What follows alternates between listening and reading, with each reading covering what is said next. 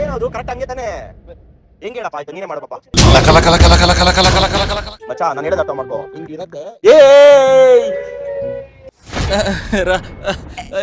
ಏನಿಲ್ಲ.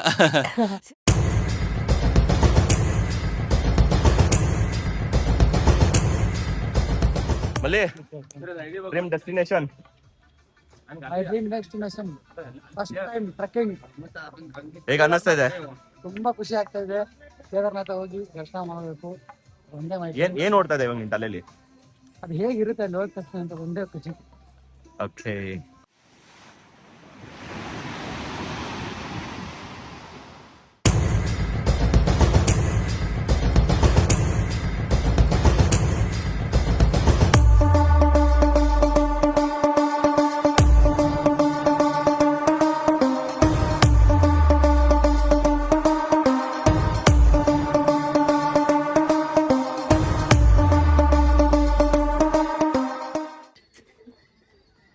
ಏಯ್ ಏನಿದು ಟ್ರಕ್ಕಿಂಗ್ ಮಾಡ್ತೀನಿ ಅನ್ಬಿಟ್ಟು ಏಯ್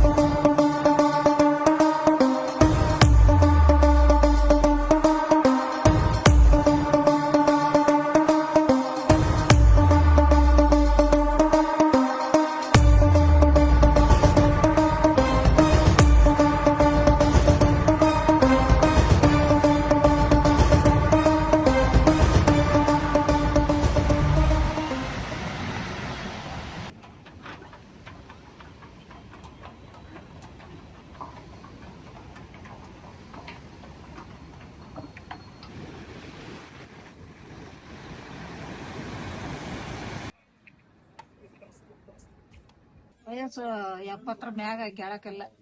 70 ಮೇಲೆ? ಕೇಳಕ್ಕಿಲ್ಲ. ಅಲ್ಲ ಇವಾಗ ದರ್ಶನಕ್ಕೆ ನಡ್ಕೊಂಡು ಹೋಗ್ತಾ ಇದೀರಾ? 26, 27 ಏಜ್ ಇದ್ದಾಗ್ಲಿದ್ದ ಟೂರ್ ಹೋಗಿನಿ. ಎಷ್ಟು ಜ್ಯೋತಿರ್ಲಿಂಗ ನೋಡಿದೀರಾ? ಎಲ್ಲ ಈಗ ಓಟ್ ಆಲ್ ಇಂಡಿಯಾ ಎಲ್ಲ ಜ್ಯೋತಿರ್ಲಿಂಗ ಆಂಧ್ರದವ್ರು ಎಲ್ಲ ತೋರ್ಸ್ಕೊಂಬಂದ್ಬಿಟ್ರು. ಇದು ಒಂದು ಬದ್ರಿಕೆ ಅದಾರ ಅಂದೇ ನೋಡ್ಕೊಂಡ್ 100 ಜ್ಯೋತಿರ್ಲಿಂಗದಲ್ಲಿ 11 ನೋಡಿದೀರಾ? ಸೊ ಈಗ 12 ಜ್ಯೋತಿರ್ಲಿಂಗದಲ್ಲಿ 11 ಜ್ಯೋತಿರ್ಲಿಂಗ ನೋಡಿದ್ರೆ ಇನ್ನೊಂದು ಜ್ಯೋತಿರ್ಲಿಂಗ ಬ್ಯಾಲೆನ್ಸ್, ಅದೇ ಕೊನೆ ಜ್ಯೋತಿರ್ಲಿಂಗ ಇದೆ. ಎಷ್ಟೇ ಕಷ್ಟ ಆಗ್ಲಿ ಹೋಗ್ಬೇಕ ಅಂತ ನಡ್ಕೊಂಡೇ ಹೋಗ್ಬೇಕು ಅಂತ ಮನಸ್ಸು ಮಾಡಿದ್ದೆ. ಅಲ್ಲ ನಿಮ್ಗೆ ಸುಸ್ತಾಗಲ್ವ? 70 ವರ್ಷ ಅಂತೀರಾ, ಆರಾಮಾಗಿ ಕುದುರೆಲಿ ಹೋಗಿದ್ರೆ ಆಗೋಗಿರೋದಲ್ಲ. ಯಾಕ ದೇವ್ರು ಕೈಕಾಲಿಗೆ ಆಶೀರ್ವಾದ ಮಾಡಪ್ಪ ಅಂತ ಅಂದಿವಿ, ನಡ್ಕೊಂಡ್ ಬಂದಿವಿ. ನನಗೇನ್ ಆಗಿಲ್ಲ, ಅಲ್ಲ ಇದಿಲ್ಲ ಏನ್ ಇದಿಲ್ಲ. ಅಮ್ಮ ನಮ್ಮಲ್ಲಿ ಒಂದು 30-35 ವರ್ಷದ ಹುಡುಗರೆಲ್ಲ ಕುದುರೆಲಿ ಹೋಗಿದ್ದಾರೆ, ಏನ್ ಹೇಳ್ತೀರಾ ಅವ್ರಿಗೆ? ಮೇಲೆ ಹೋದ್ರೆ ಅದು ನಮಗೆ ಪಾಪ. ಯಾಕಂದ್ರೆ ಅದು ಉಸುರು ಅಂತೈತಲ್ಲ, ಅದೇನ್ ದುಡ್ಡು ತಗೊಳಂಗಿಲ್ಲ. ದುಡ್ಡು ತಗೊಳಾರೆ ಬೇರೆ, ಅದು ನಮ್ಮನ್ನ ಹೊತ್ಕೊಂಡೋಗಿ ಅದ ಜೀವ ಆಯ ಅಂತೈತಿ ಇಲ್ಲ. ಮತ್ತೆ ಅದಕ್ಕಾಗಿ ಅದ್ರ ಮೇಲೆ ಹೋಗ್ಲೇಬಾರ್ದು ಅಂತೇಳಿ ಒಂದು ನಿರ್ಧಾರ ಮಾಡ್ಬಿಟ್ಟು ನಾನು. ಓಕೆ, ನೀವ್ ಹೇಳೋ ಪ್ರಕಾರ ಕುದುರೆ ಮೇಲೆ ಹೋದ್ರೆ ಪಾಪ, ಪ್ರಾಣಿ ಹಿಂಸೆ ಕೊಡ್ತಾ ಇದಾರೆ ಅಂದ್ರೆ ಅದು ಪಾಪ, ಮೂಕ್ ಜನ್ಮ ಅದು, ಹೋಗಿಲ್ಲ. ಮತ್ತೆ ಅದು ಏನ್ ಕೇಳ್ತ ಬಾಯ್ ಐತೆ ಅದು ಕೇಳಕ. ನಾನು ಇಷ್ಟು ಜನ ಒತ್ಕೊಂಡೋಗಿನಿ, ಒತ್ಕೊಂಡ್ ಬಂದಿನಿ ಅಂತ ಕೇಳಕ ಬಾಯ್ ಐತೆ.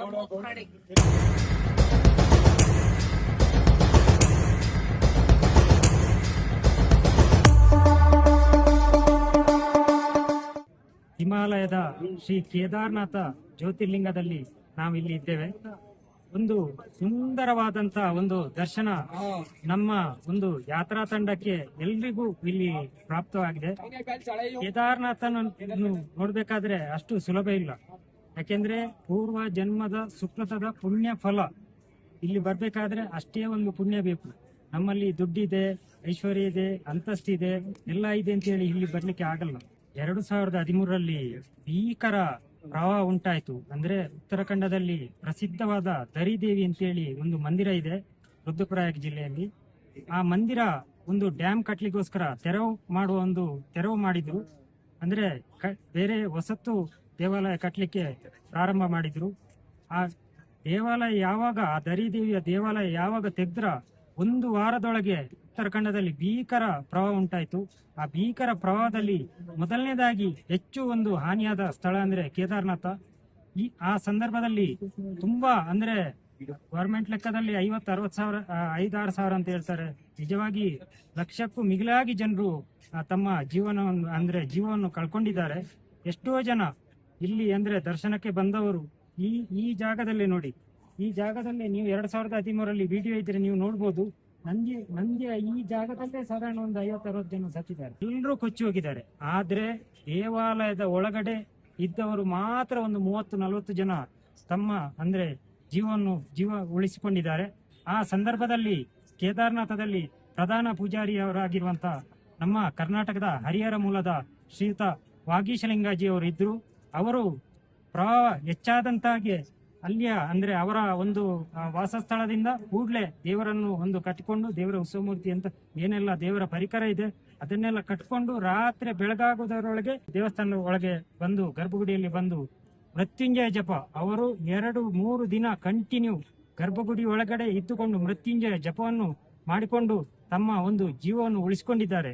ಅಂತ ಅರ್ಚಕರು ಕಳೆದ ವರ್ಷ 2025ರಲ್ಲಿ ಅವರೇ ಇಲ್ಲಿ ಪ್ರಧಾನ ಪೂಜಾರಿಯಾಗಿದ್ದರು. ಹಾಗಾಗಿ ಕೇದಾರನಾಥ ಅಂದ್ರೆ ಅಷ್ಟು ಪವರ್ಫುಲ್. ಮತ್ತೊಂದು ವಿಚಾರ ಏನಂದ್ರೆ ಕೇದಾರನಾಥ ಉತ್ಸವ ಮೂರ್ತಿಯ ಒಂದು ರತ್ನಖಚಿತ ಒಂದು ಕಿರೀಟ ಕೂಡ ಕಾಣೆಯಾಗಿತ್ತು. ಶ್ರೀ ಭೀಮಾಶಂಕರ ಲಿಂಗ ಜಗದ್ಗುರುಗಳು, ಕೇದಾರ ಪೀಠದ ಜಗದ್ಗುರುಗಳು ಅವರ ಒಂದು ಮನಸ್ಸಿನಲ್ಲೇ ಪ್ರಾರ್ಥನೆ ಮಾಡಿದ್ರು. ಏನಂದ್ರೆ ಆ ಏನು ಕಳೆದೋಗಿದೆ ದೇವರ ಒಂದು ಪರಿಕರ ಏನು ಕಳೆದೋಗಿದೆ ಅದು 1 ವಾರದೊಳಗೆ ಸಿಗ್ತದೆ ಅಂತೇಳಿ. ಆದ್ರೆ ಅವರು ಪ್ರಾರ್ಥನೆ ಮಾಡಿದ 1 ವಾರದೊಳಗೆ ಇಲ್ಲಿ ಪ್ರವಾಹ ಕಡಿಮೆ ಆದ ನಂತರ ಒಂದು ಮಣ್ಣನ್ನು ಅಗಿಯುವಾಗ ಆ ಒಂದು ದೇವರ ಒಂದು ಉತ್ಸವಮೂರ್ತಿಯ ಕಿರೀಟ ಸಿಕ್ಕಿದೆ. ಅದರಲ್ಲೇ ಗೊತ್ತಾಗ್ತದೆ ಕೇದಾರನಾಥ ಒಂದು ಎಷ್ಟು ಪವರ್ಫುಲ್ ಇದೆ ಅಂತ ಹೇಳಿ. ಮಹಾಭಾರತ ಯುದ್ಧ ಆಗತ್ತೆ. ಮಹಾಭಾರತ ಯುದ್ಧದ ನಂತರ ಪಂಚ ಪಾಂಡವರು ಏನ್ ಮಾಡ್ತಾರೆ ಅಂದ್ರೆ ಕೌರವರನ್ನು ಎಲ್ಲರನ್ನು ಕೊಲ್ತಾರೆ. ಅಂದ್ರೆ ಅಣ್ಣ ತಮ್ಮಂದಿರೋರು, ಕೌರವರು ಯಾರು ಬೇರೆ ಯಾರು ಅಲ್ಲ, ಅಣ್ಣ ತಮ್ಮಂದಿರು. ಅವರನ್ನು ಕೊಲ್ತಾರೆ. ಅವರಿಗೆ ಭ್ರಾತೃಹತ್ಯ ದೋಷ ಉಂಟಾಗ್ತದೆ. ಯಾರಿಗೆ? ಪಾಂಡವರಿಗೆ. ಕೌರವರನ್ನು ಕೊಂದ ಕಾರಣ ಅವರಿಗೆ ಭ್ರಾತೃಹತ್ಯ ದೋಷ ಉಂಟಾಗ್ತದೆ. ಅದರ ನಂತರ ಅವರಿಗೊಂದು ಇದು ಹೇಳ್ತಾರೆ, ಏನಂದ್ರೆ ನಿಮ್ಗೆ ಭ್ರಾತೃಹತ್ಯ ದೋಷ ಉಂಟಾಗಿದೆ, ನೀವು ಶಿವದೇವರನ್ನು ಹೋಗಿ ದರ್ಶನ ಮಾಡ್ಬೇಕಂತ ಹೇಳಿ ಹೋಗ್ತಾರೆ. ಮೊದಲನೇದಾಗಿ ಕಾಶಿಗೆ ಹೋಗ್ತಾರೆ. ಬನಾರಸ್ ಈಗಿರುವ ಕಾಶಿ ಏನಿದೆ ಅಲ್ಲಿಗೆ ಪಾಂಡವರು ಹೋಗಿ ಕಾಶಿಯಲ್ಲಿ ಶಿವದೇವರನ್ನು ಹುಡುಕೊಂಡು ಹೋಗಿ ದರ್ಶನ ಮಾಡ್ಲಿಕ್ಕೆ ಹೋಗ್ತಾರೆ. ಆದ್ರೆ ಅಲ್ಲಿ ಶಿವದೇವರು ಅಲ್ಲಿಂದ ಎದ್ದು ಹೋಗ್ತಾರೆ. ಯಾಕೆಂದ್ರೆ ಇವರು ಪಾಪ ಮಾಡಿದ್ದಾರೆ, ಇವರಿಗೆ ಸುಲಭದಲ್ಲಿ ದರ್ಶನ ಕೊಡಬಾರ್ದು ಅಂತ. ಅದರ ನಂತರ ಉತ್ತರ ಕಾಶಿ, ನೀವು ಗಂಗೋತ್ರಿಯಿಂದ ಹೋಗುವಾಗ ಬರುವಾಗ ನೋಡಿರ್ಬೋದು, ಉತ್ತರ ಕಾಶಿಯಲ್ಲಿ ವಿಶ್ವನಾಥ ಅಂತ ಇದೆ, ಅಲ್ಲಿ ಹೋಗ್ತಾರೆ. ಅಲ್ಲಿ ಬರುವಾಗ ಅಲ್ಲಿಂದ ಕೂಡ ಹೋಗ್ತಾರೆ. ಅದರ ನಂತರ ಗುಪ್ತ ಕಾಶಿಗೆ ಬರ್ತಾರೆ. ಈಗ ಏನಿದೆ ವಿಶ್ವನಾಥ ದೇವಸ್ಥಾನ, ಅಲ್ಲಿ ಗುಪ್ತವಾಗಿ ನೆಲೆ ನಿಲ್ತಾರೆ. ಅಲ್ಲಿ ಇನ್ನೊಂದು ವಿಶೇಷತೆ ಅಂದ್ರೆ ಯಾರು ಅಲ್ಲಿ ದೇವರ ದರ್ಶನ ಮಾಡ್ತಾರೆ, ಗುಪ್ತ ಕಾಶಿಯಲ್ಲಿ ವಿಶ್ವನಾಥ ದೇವರ ದರ್ಶನ ಮಾಡ್ತಾರೆ, ಅವರಿಗೆ ಗುಪ್ತವಾಗಿರುವಂತ ಅಂದ್ರೆ ನಾವು ಗೊತ್ತಿಲ್ಲದೆ ಮಾಡಿರುವಂತ ಪಾಪ ಎಲ್ಲ ಪರಿಹಾರ ಆಗ್ತದೆ. ಅದರ ನಂತರ ಪಾಂಡವರು ಹಿಮಾಲಯಕ್ಕೆ ಬರ್ತಾರೆ. ಇಲ್ಲಿ ಇದೇ ಜಾಗಕ್ಕೆ ಕೇದಾರನಾಥಕ್ಕೆ ಬರ್ತಾರೆ. ಇಲ್ಲಿ ಶಿವದೇವರು ಇರುವಾಗ ಪಾಂಡವರು ಬರುವುದನ್ನು ಗಮನಿಸಿ ಶಿವದೇವರು ಏನ್ ಮಾಡ್ತಾರೆ ಅಂದ್ರೆ ನಂದಿ ರೂಪ ತಾಳ್ತಾರೆ. ಅಂದ್ರೆ ಅವರಿಗೆ ಅಷ್ಟು ಸುಲಭ, ಯಾಕಂದ್ರೆ ಪಾಪ ಮಾಡಿದ್ದಾರೆ. ಪಾಪ ಮಾಡಿದ ನಂತರ ನಾವು ಅಷ್ಟು ಸುಲಭದಲ್ಲಿ ಅವರಿಗೆ ಹೊರ ಕೊಡಬಾರ್ದು, ದರ್ಶನ ಕೊಡಬಾರ್ದು ಅಂತೇಳಿ ಚಿಂತನೆ ಆಗ್ತದೆ. ಶಿವದೇವರು ಏನ್ ಮಾಡ್ತಾರೆ ಅಂದ್ರೆ ನಂದಿ ರೂಪ ತಾಳ್ತಾರೆ. ಅದರಲ್ಲಿ ಭೀಮ ಭಾರಿ ಪರಾಕ್ರಮ. ನಿಮ್ಗೆ ಗೊತ್ತಿದ್ದ ಹಾಗೆ ಭೀಮ ದೃಢಕಾಯ, ಬಹಳ ಚತುರ. ಭೀಮ ಏನು ಯೋಚನೆ ಮಾಡ್ತಾನೆ ಅಂದ್ರೆ ಅದು ದೂರದಲ್ಲಿರುವ ಇದು ನಂದಿ, ಆ ಶಿವದೇವರೇ ಅಂತೇಳಿ ಅದನ್ನು ಹಿಡಿಲಿಕ್ಕೆ ಹೋಗ್ತಾನೆ. ಅಲ್ಲಿ ಒಂದು ನಂದಿ ಇದ್ದು ಅದು ಹಲವಾರು ನಂದಿ ಆಗ್ತದೆ, ಗೊತ್ತಾಗುದಿಲ್ಲ. ಪಾಂಡವರು ಆದ್ರೂ ಕೂಡ ಕ್ಷಮೆ ಕೇಳ್ತಾರೆ, ನಮ್ಮ ಒಂದು ತಪ್ಪನ್ನು ಮನ್ನಿಸಿ. ಆದ್ರೂ ಶಿವದೇವರು ದರ್ಶನ ಕೊಡುದಿಲ್ಲ. ಭೀಮ ಏನ್ ಮಾಡ್ತಾನೆ ಅಂದ್ರೆ ಕಾಲನ್ನು ಅಗಲ ಮಾಡ್ತಾನೆ. ಒಂದೊಂದೇ ನಂದಿ ಪಾಸಾಗಿ ಹೋಗ್ತದೆ, ಆದ್ರೆ ಒಂದು ನಂದಿ ಮಾತ್ರ ಪಾಸ್ ಆಗುದಿಲ್ಲ, ಅದೇ ಶಿವದೇವರು. ಅದನ್ನು ಹಿಡಿಲಿಕ್ಕೆ ಹೋಗ್ತಾರೆ. ಹಿಡಿಲಿಕ್ಕೆ ಹೋಗುವಾಗ ಛಿದ್ರವಾಗಿ ಶಿವದೇವರು ಅಂದ್ರೆ ನಂದಿಯಿಂದ ಬಂದು ಪಾಂಡವರಿಗೆ ದರ್ಶನ ಕೊಡ್ತಾರೆ. 12 ಜ್ಯೋತಿರ್ಲಿಂಗಗಳ ಪೈಕಿ ಕೇದಾರನಾಥ ಲಿಂಗವು ಒಂದು. ದ್ವಾಪರಾಯುಗದಲ್ಲಿ ಕೇದಾರನಾಥ ದೇವಸ್ಥಾನವನ್ನು ಪಾಂಡವರು ನಿರ್ಮಾಣ ಮಾಡಿದ ಬಳಿಕ ಭಗವತ್ಪಾದ ಆದಿಶಂಕರಾಚಾರ್ಯರು ಮರುನಿರ್ಮಾಣ ಮಾಡಿದರು. 2013ರಲ್ಲಿ ಜಲಪ್ರಳಯವಾದಾಗ ದೇವಸ್ಥಾನವು 1 ಇಂಚು ಅಲುಗಾಡಲಿಲ್ಲ. ಕಾರಣ ದೇವಸ್ಥಾನದ ನಿರ್ಮಾಣವು ಸಾಮಾನ್ಯವಾದುದಲ್ಲ. ಪ್ರತಿಯೊಂದು ಕಲ್ಲಿಗೂ ಇಂಟರ್ಲಾಕ್ನಲ್ಲಿ ನಿರ್ಮಾಣವಾಗಿದೆ. ದೇವಸ್ಥಾನದ ಹಿಂದೆ ಒಂದು ಬೃಹತ್ಕಾರವಾದ ಬಂಡೆಯನ್ನ ಸಾಕ್ಷಾತ್ ಪರಶಿವನೇ ಇಟ್ಟು ಹೋದ ಎಂಬುದು ಭಕ್ತರಲ್ಲಿ ಅಚಲವಾದ ನಂಬಿಕೆ ಇದೆ. ಆದ ಕಾರಣ ಜಲಪ್ರಳಯವಾದಾಗ ದೇವಸ್ಥಾನವು ಸುರಕ್ಷಿತವಾಗಿ ಇದೆ ಎಂಬುದು ಇವತ್ತು ನಮ್ಮ ಕಣ್ಣ ಮುಂದೆ ಸಾಕ್ಷಿಯಾಗಿ ನಿಂತಿದೆ. ಏನೇ ಆಗಲಿ, ಎಲ್ಲದಕ್ಕಿಂತ ದೊಡ್ಡದು ನಂಬಿಕೆ. ಹರ ಹರ ಮಹಾದೇವ್. ಅಚಲವಾದ ಭಕ್ತಿ ಶ್ರದ್ಧೆ ಇದ್ದರೆ ಸಮಯವೇ ತಲೆಬಾಗುತ್ತದೆ ಎಂಬುದಕ್ಕೆ ಕಥೆ ನಿದರ್ಶನ. ಒಬ್ಬ ಸಾಮಾನ್ಯ ಶಿವಭಕ್ತ ತಿಂಗಳಗಟ್ಟಲೆ 106 ಮೈಲಿ ನಡೆದು ಕೇದಾರ್ನಾಥ್ನ ಯಾತ್ರೆ ಪ್ರಾರಂಭಿಸುತ್ತಾರೆ. ಒಂದು ರಾತ್ರಿ ಕೇದಾರ್ನಾಥ್ ತಲುಪುವ ಹೊತ್ತಿಗೆ ದೇವಸ್ಥಾನದ ಮಹಾಮಂಡಲಿ ದೇವಸ್ಥಾನವನ್ನ ಬಾಗಿಲು ಮುಚ್ಚಿ ಹೊರಡಲು ಪ್ರಾರಂಭಿಸಿದಾಗ ಆ ಶಿವಭಕ್ತ ಅಂಗಲಾಚಿ ಬೇಡುತ್ತಾನೆ. ಒಮ್ಮೆ ಶಿವನನ್ನ ದರ್ಶನ ಮಾಡುತ್ತೇನೆ ಎಂದು ಎಷ್ಟೇ ಅಂಗಲಾಚಿ ಬೇಡಿದರೂ ಇನ್ನು 6 ತಿಂಗಳ ನಂತರ ನೀವು ದರ್ಶನ ಮಾಡಬಹುದು ಎಂದು ಹಠಕ್ಕೆ ಬಿದ್ದವರಂತೆ ಒಬ್ಬನನ್ನೇ ಬಿಟ್ಟು ಅಲ್ಲಿಂದ ಹೊರಡುತ್ತಾರೆ. ಅವನು ಅಳುತ್ತಾ ಇಡೀ ರಾತ್ರಿ ಶಿವನ ಧ್ಯಾನದಲ್ಲಿ ಮಗ್ನನಾಗುತ್ತಾನೆ. ಮಧ್ಯರಾತ್ರಿ ಹೊತ್ತಿಗೆ ಒಬ್ಬ ಹಣ್ಣಿನ ಮುದುಕ ಅವನನ್ನ ಭೇಟಿಯಾಗಿ ಶಿವನನ ಕಥೆಗಳನ್ನ ತಿಳಿಸುತ್ತಾ ಹೋಗುತ್ತಾನೆ. ಅವನು ಕಥೆಗಳನ್ನ ಆಲಿಸುತ್ತಾ ಹಾಗೇ ಶಿವನ ಧ್ಯಾನದಲ್ಲಿ ಮಗ್ನನಾಗುತ್ತಾನೆ. ಹಾಗೆಯೇ ಅವನು ಕಣ್ಣು ಮುಚ್ಚು ಹೊತ್ತಿಗೆ ಆ ಹಣ್ಣು ಮುದುಕ ಅಲ್ಲಿಂದ ಮಾಯವಾಗುತ್ತಾನೆ.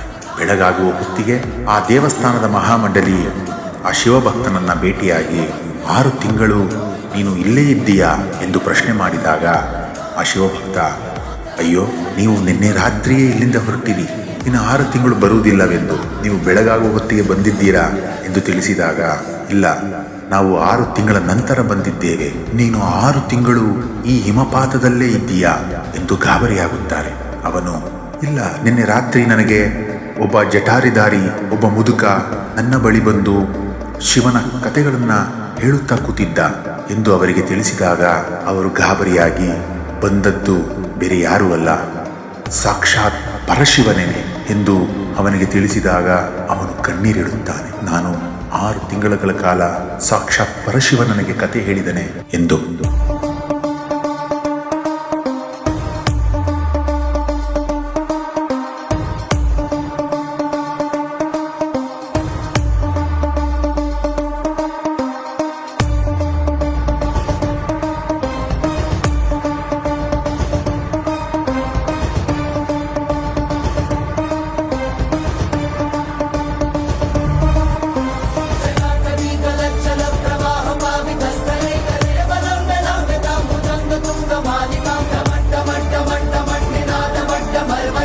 ನೀವು ಇವಾಗ ಏನ್ ನೋಡ್ತಾ ಇದ್ದೀರಾ ಅದು ಕಾಲಭೈರವೇಶ್ವರ ಟೆಂಪಲ್.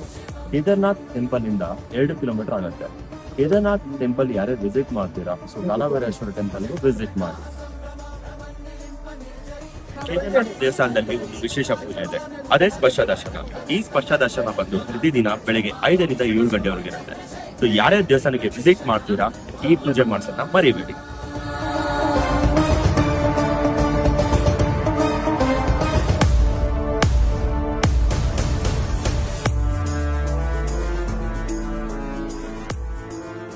ಇದಿಷ್ಟು ಕೇದಾರ್ನಾಥ್ ದೇವಸ್ಥಾನದ ವಿಶೇಷ. ಈ ವಿಡಿಯೋ ನಿಮ್ಗೆ ಇಷ್ಟ ಆಗಿದ್ರೆ ಲೈಕ್ ಮಾಡಿ, ಶೇರ್ ಮಾಡಿ, ಸಬ್ಸ್ಕ್ರೈಬ್ ಮಾಡಿ.